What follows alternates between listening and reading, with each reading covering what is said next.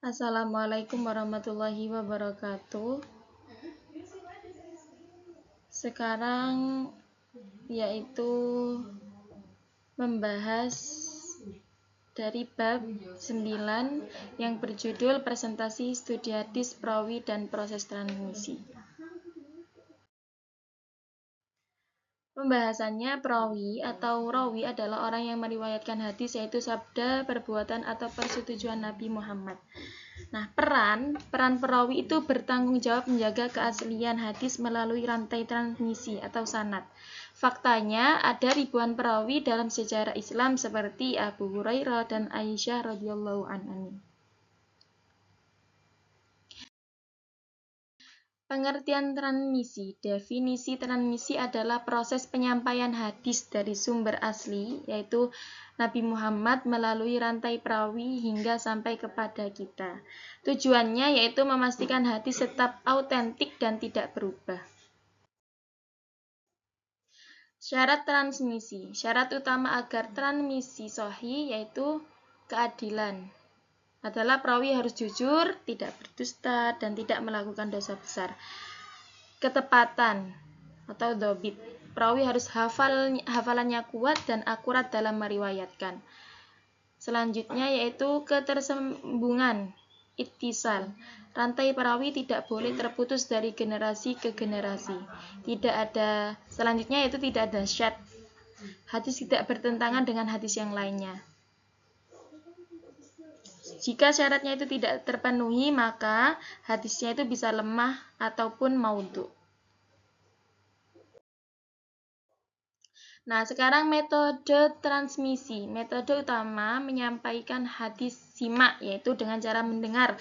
Perawi mendengar langsung dari guru, lalu meriwayatkannya. Yang kedua, yaitu qiraah, membaca.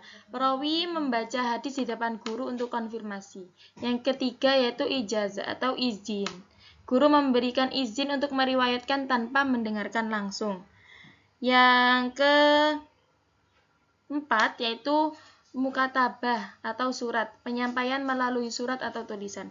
Yang selanjutnya yaitu wijdan atau temuan. Jadi perawi itu menemukan hadis dalam buku dan meriwayatkannya.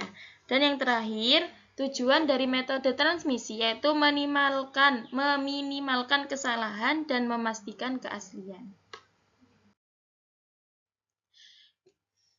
Ilmu al-jahr wa ta'dil itu adalah pengertiannya ilmu yang mempelajari cacat dan keadilan perawi hadis. Jar atau cacat yaitu kekurangan seperti dusta, lupa, atau bid'ah yang membuat riwayat lemah.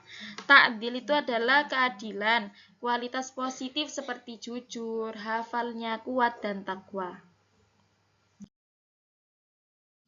Peranan ulama kritikus perawi hadis, yaitu pengertian ulama kritikus, ulama yang ahli dalam menilai dan mengkritik perawi hadis berdasarkan biografi, sifat, dan riwayat mereka. Peran utama yaitu menilai kredibilitas, mengklasifikasikan perawi sebagai sahih atau hasan atau dhaif atau bisa juga maudhu melalui ilmu jar atau cacat dan ilmu keadilan. Memverifikasi transmisi itu dengan cara memastikan rantai perawi atau sanad tidak terputus, akurat, dan bebas dari kesalahan seperti dusta ataupun lupa. Nah, menyusun kitab sahih seperti Bukhari dan Muslim, mereka menyaring ribuan hadis untuk menghasilkan koleksi autentik. Mencegah penyelewangan, mengidentifikasi hadis palsu yang bisa menyesatkan umat Islam. Nah, bisa dilihat ini ada kitab-kitab Al-Jar wa Al-Ta'dil. Ada kitab utama Tahdhib At-Tahdhib oleh Ibnu Hajar Al-Asqalani, ada Takrib At-Tahdhib oleh Ibnu Hajar, ada Al-Kamal fi Asma'il Rijal oleh Ibnu Abdul Albar.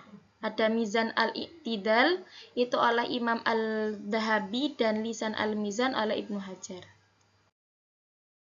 Kesimpulan dan manfaat ringkasannya yaitu perawi dan transmisi adalah fondasi hadis, syarat, pengertian, metode, dan ilmu jar ta'dil memastikan keasliannya. Manfaatnya membantu umat Islam memahami ajaran Nabi yang benar, mencegah penyelewangan. Pesannya, pelajari hadis dari sumber terpercaya untuk menghindari kesalahan.